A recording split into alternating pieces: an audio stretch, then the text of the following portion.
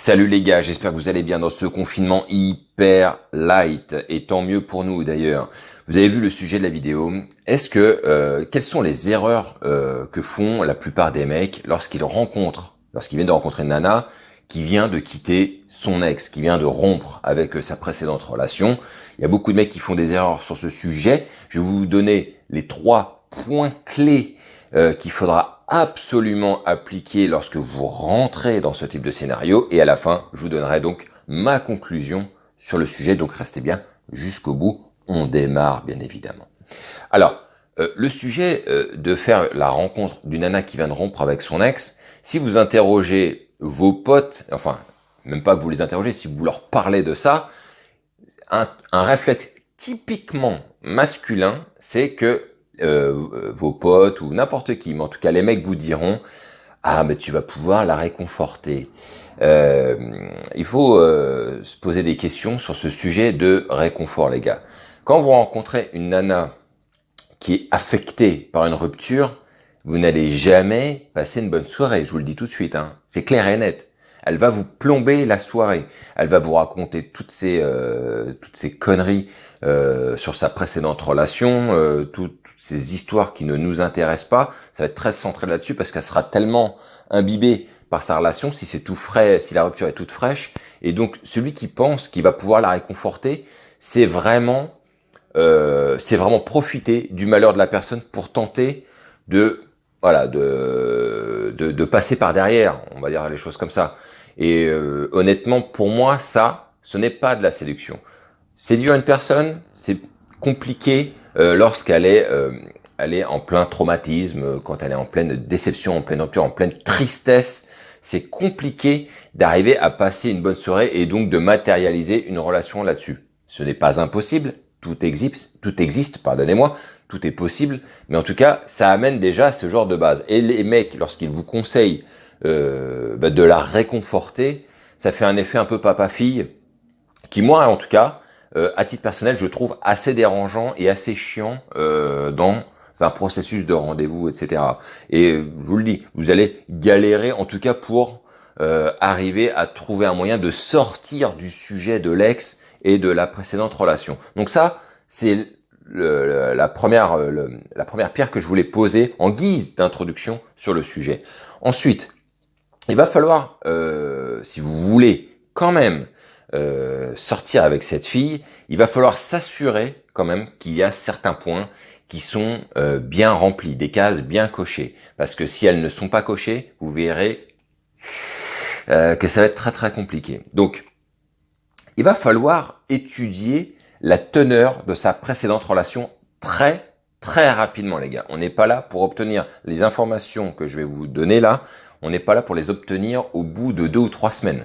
Faut que ce soit fait là, soit au moment de la rencontre, soit au contact d'après. Mais en tout cas, faut que ça aille très très très vite. On a besoin de ces informations, elles sont capitales, les gars. Donc, la première chose dont on a besoin de savoir, c'est quelle était la durée de la relation. Si c'est une relation qui a duré 1 mois ou 2, ça va, ça peut le faire. Maintenant, si c'est une relation qui a duré 2 ans, 5 ans, 10 ans, faut voir, parce que, alors, si elle a duré 10-15 ans, ok, on rentre dans un schéma où effectivement ça a duré tellement longtemps, quoique, mais quand même, les durées, en fait, pourquoi je vous explique qu'il faut absolument le savoir, c'est que une relation qui a une durée longue posera certainement un problème, et je vous expliquerai pourquoi après, plutôt qu'une relation qui a une durée courte. Donc, un ex d'1 mois ou 2 mois, là, on en a un peu rien à foutre. Les liens sont pas suffisamment solides, ils n'ont pas assez partagé de choses. Donc oui, on peut rentrer, on peut ouvrir la porte et rentrer et prendre sa place et s'installer sur le canapé quelque part. Mais si c'est plus long que ça, c'est compliqué. Et vous allez devoir vous assurer d'une deuxième chose, c'est quel est le motif de la rupture, les gars. Parce que c'est pas la même. Suivant le motif de la rupture, vous allez vous rendre compte qu'il y a des ruptures qui sont bidons. Et qui n'a jamais entendu parler d'une nana ou d'un mec qui retourne avec son ex? On est d'accord. Et ça, c'est exactement ce que l'on veut s'assurer. Si le motif de la rupture, c'est parce que le mec, il frappait la gonzesse, normalement, on est bien. Il y a peu de raisons qu'elle y retourne, sauf si c'est une masochiste. Mais sinon, normalement, on est bien. Par contre, si le motif de la rupture, c'est parce que le mec, il avait mal rangé le pot de moutarde, ça tient sur rien. Hein. Donc, on peut se quitter pour rien, hein, les gars. Vous savez d'ailleurs très bien que les motifs de rupture ou les motifs d'engueulade, généralement dans un couple, c'est en général basé sur des sujets complètement bidons. C'est plutôt des accumulations qui vont créer justement ces embrouilles, mais généralement, ce n'est pas des sujets hyper importants. C'est-à-dire que, pardonnez-moi, vous allez vous rendre compte que sur la totalité des ruptures, c'est rarement sur de l'adultère ou parce que le mec il a volé de la thune ou ce genre de truc.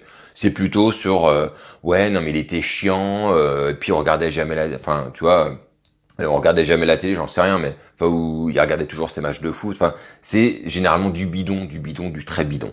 Donc il y a fort à parier que ce soit encore une fois du bidon là-dessus.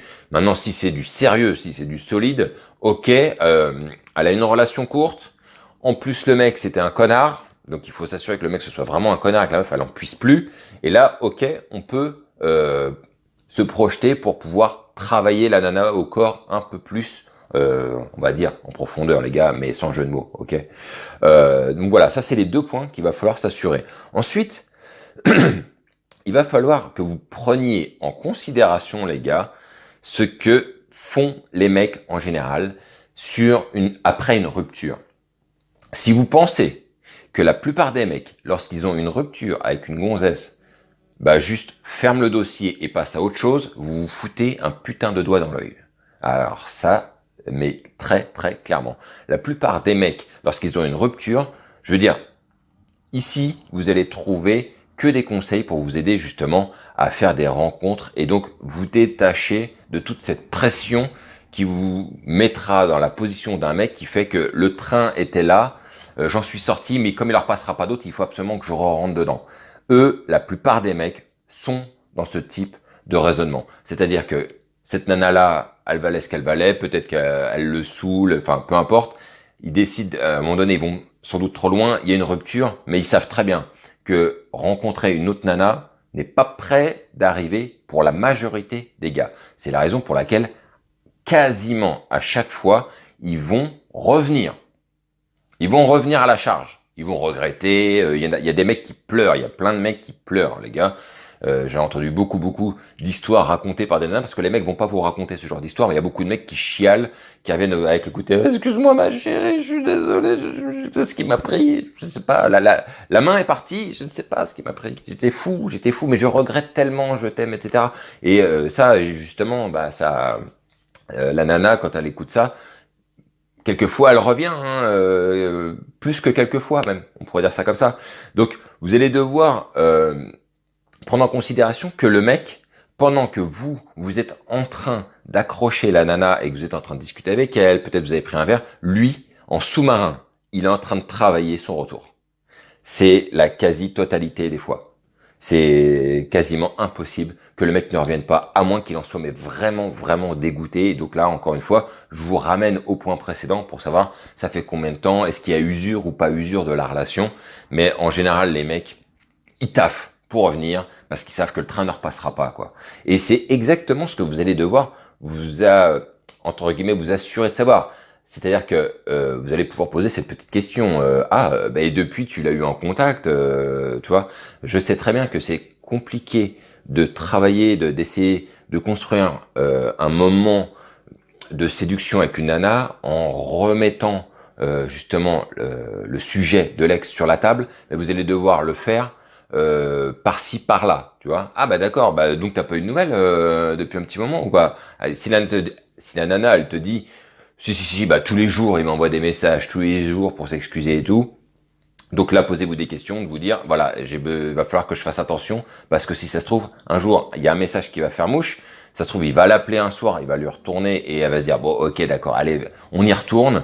Il y a plein d'histoires comme ça, où les couples se défont, se refont, des fois ils se redéfont, ils se refont 3, 4, 5 fois. Faut pas vous faire balader comme ça par des nanas qui vont vous dire, bah là, écoute, je suis free. En vrai, elle est free là à cet instant, mais finalement elle est pas totalement free parce que il y a 9 chances sur 10 qu'elle retourne avec son ex. Et c'est exactement ça que vous allez devoir sonder très rapidement pour pas avoir l'impression de vous faire balader, parce que la nana, elle aura personne sur cet instant, vous aurez l'impression d'être utilisé pour compenser justement sa rupture, et c'est exactement ça qu'on veut pas. Ce qu'on veut, les gars, et je vais en arriver donc au dernier point, ce qui vous donnera donc ma conclusion sur le sujet. Ce qu'on veut, c'est une nana qui vient de rompre avec son mec puisse nous être dédiée totalement. C'est-à-dire que il faut s'assurer qu'elle ait l'esprit libre, qu'elle ne soit plus enchaînée par sa précédente relation. Ce qu'on veut s'assurer, c'est que quand vous allez donc démarrer le processus, pardonnez-moi, de séduction avec elle, de rencontres, de verre, etc., qu'elle soit suffisamment libérée pour que, effectivement, là, vous l'avez targetée et elle vous target en retour, et qu'elle ne soit pas avec un esprit occupé par sa précédente relation qui fait qu'elle est dans l'entre-deux, que peut-être, pourquoi pas avec vous, mais en même temps, il y a l'autre qui traîne en arrière-plan et qui n'arrête pas de travailler en sous-marin pour tenter de la récupérer et qui va vous niquer tout votre travail en fait avec elle, toute la façon dont vous aurez mis les choses en place et tenter de faire en sorte que ça se réalise. Parce que même si vous êtes très bon, si le mec derrière, si les affinités ont été suffisamment solides, s'il travaille en sous-marin et qu'il n'aura pas besoin de faire grand-chose, il peut la récupérer des fois assez facilement, sans forcer, alors que vous allez ramer comme un dégueulasse, et ça va vous dégoûter. Vous allez vous dire, putain, je me suis fait avoir comme un couillon, et alors qu'en vérité, les dés étaient pipés depuis le début. Et des fois, et souvent, les dés sont pipés depuis le début, les gars. C'est ce que je vous dis, donc, de faire attention. Donc, voici ma conclusion. C'est que, pour moi, la majorité du temps, si la relation, elle est fraîche, si la meuf, elle est pas libérée de ça, et que ça a duré un petit moment et qu'ils ont des liens assez solides entre eux, ça sent pas très très bon. Et moi, en tout cas, je ne m'y risque pas. Je vois pas l'intérêt. Ça s'est trop souvent avéré être un échec. Donc encore une fois, hein, c'est comme ça qu'on apprend aussi. Hein, c'est à force de voir. Tentez-le, les gars, si vous le sentez. En tout cas, moi, je le déconseille très très fortement. Une nana qui rompt avec un mec, si elle vous parle pas de son ex comme étant le dernier des gros connards, c'est compliqué. Vous voyez, si elle rompt et qu'elle dit voilà on s'est séparés, mais que jamais elle ne vous parle de lui en mal, posez-vous des questions, c'est compliqué. Il faut qu'elle se dise lui, je sais même pas pourquoi je suis sorti avec lui, il m'a saoulé, c'est bon, je suis content, c'est terminé, j'en suis débarrassé. Là, vous avez compris que ok, on va pouvoir justement faire quelque chose. Il y a une place à prendre en tout cas. Pour le sens inverse, si jamais elle ne vous parle de lui en mal, attention les gars, il va falloir faire très très très attention. C'est pour ça, prenez de la distance, prenez du recul, ne focalisez pas trop fort justement sur ce genre de nana. Étudiez bien tous les points que je vous ai transmis. Voilà ce que je voulais vous dire en tout cas sur ce sujet. On se retrouvera pour une prochaine vidéo. Dans très peu de temps, des annonces très importantes qui vont tomber. Sur ce les gars, je vous dis une bonne journée à vous, portez-vous bien et vive le game.